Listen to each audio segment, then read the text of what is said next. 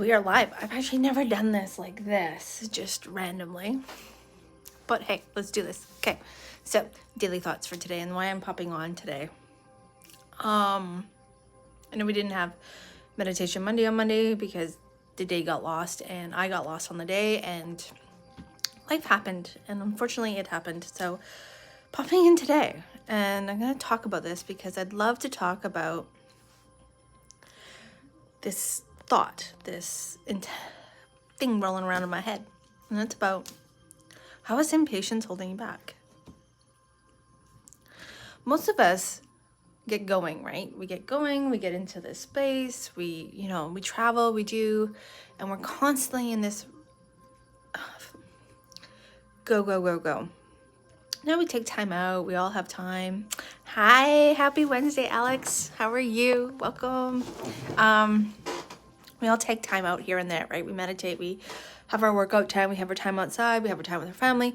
But when we think about our self-healing journey, our own journey of self-evolution and self-discovery, my question is, how is impatience holding you back? How is it interfering?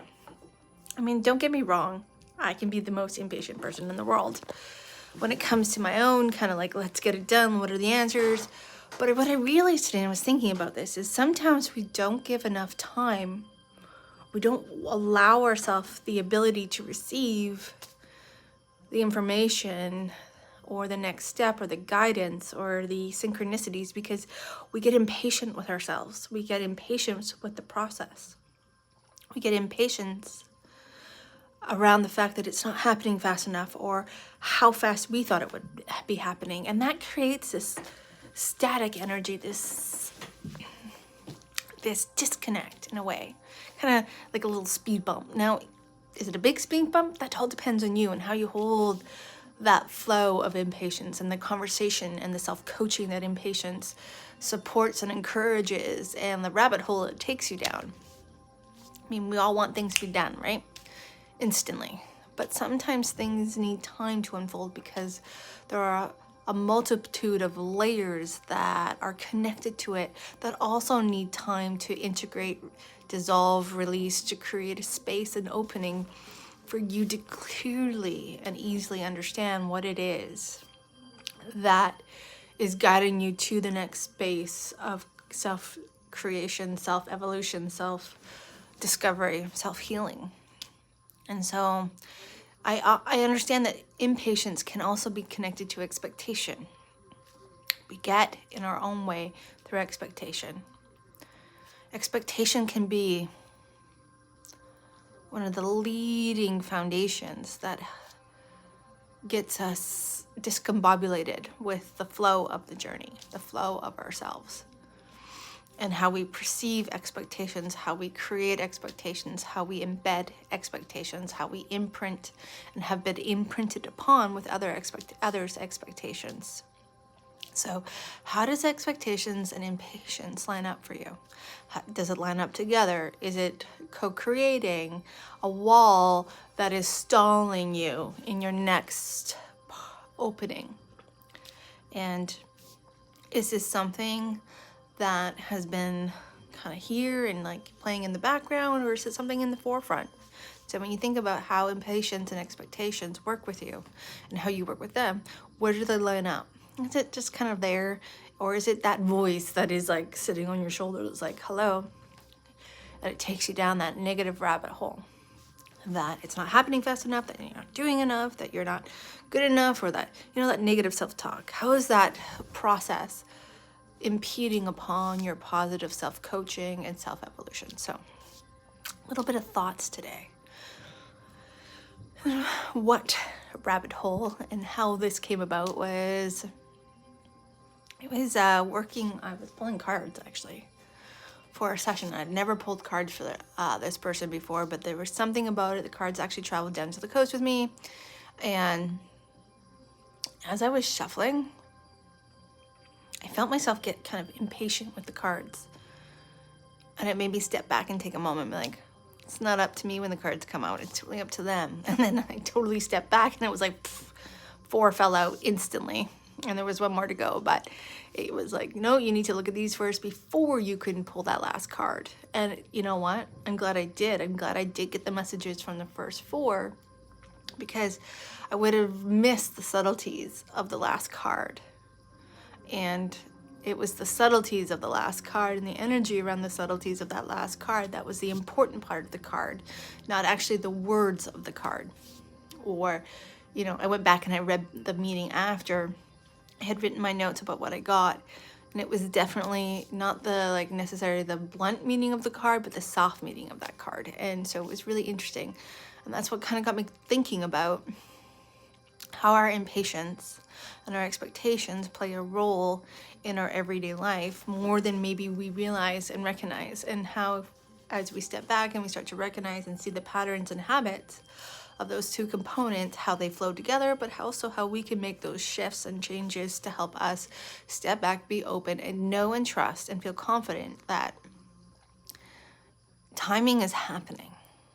Our action and our emotion is happening because we are taking action. We are allowing ourselves to give and receive. We're allowing ourselves to be open. We're resolving the things that stand in the way that prevent us from connecting and hearing and knowing our own inner selves. So that is action. And I think the other line that this kind of dives into is the fact that we have this perception, and it's been programmed, don't get me wrong, on the value of our actions determining the size of abundance that we'll receive or the outcome. Sometimes the smallest steps create the biggest openings. And that giving ourselves permission to resolve that programming, that if it's not a huge, massive, explosive action, it's not enough. And I would ask you to sit with that. Does that resonate with you truly? Is that what is coaching you? Or are you open and allowing and willing to allow every action to be exactly what it needs to be to create the outcome that it needs to create based on its flow with you, not how we perceive it? And that allowing the tiniest minuscule action to be seen as that big explosive action that is going to create the opening that is always meant to create, big or small, soft or hard, it will create that.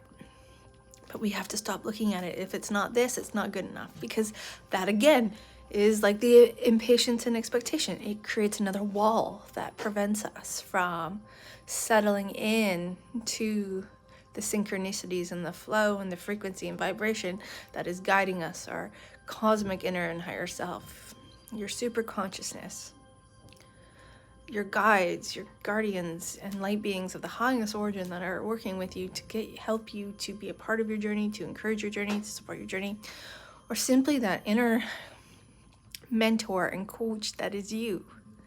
Instead of it leading you down the rabbit hole of bringing yourself down and creating heaviness, perhaps these little changes and these little moments and perception, mindset changes will begin to shift that mentor voice, that mentor, that inner mentor that is your, things that sit on your shoulder.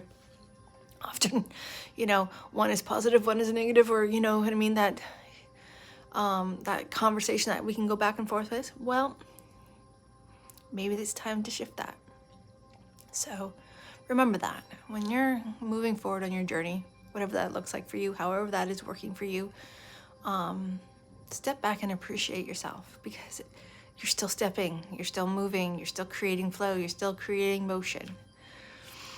Every emotion, every direction isn't always the direction that is the last direction. Sometimes there giddy up U-turns that are meant to be there so we can find the next stage of the path. We can begin the next chapter in this life. And that doesn't mean they were wrong steps or they weren't really important steps, because everything, when you step back, what did you learn? What did you learn from those steps? And how has it helped you move forward? So those are the thoughts for the day. Thought I'd jump on and share them live. And I just want to tell you how much I appreciate you. We will be live Friday morning at 7:30 Pacific Standard Time for morning coffee and conversation with me, more morning thoughts. So apparently this is a week of thoughts. So I'll leave you with this. Take time for yourself. Create space for yourself. and perhaps step back and see how this resonates with you. And if it does, how does impatience and how do expectations and how do the connection between impatience and expectations, how are they creating stalls and walls for you? And how is that old programming? It's old programming that if your action isn't huge and massive based on the world's perception of what's huge and massive, how is that preventing you from unlocking yourself and your brilliance? Because remember, universe doesn't look at it like that, but it's how we look at it. So is that perspective working for you? And if it's not, what do you need to help you shift that mindset and that programming? And just know that you have all the tools within you. You have the guidance within you. You have the wisdom within you. You have the knowledge within you.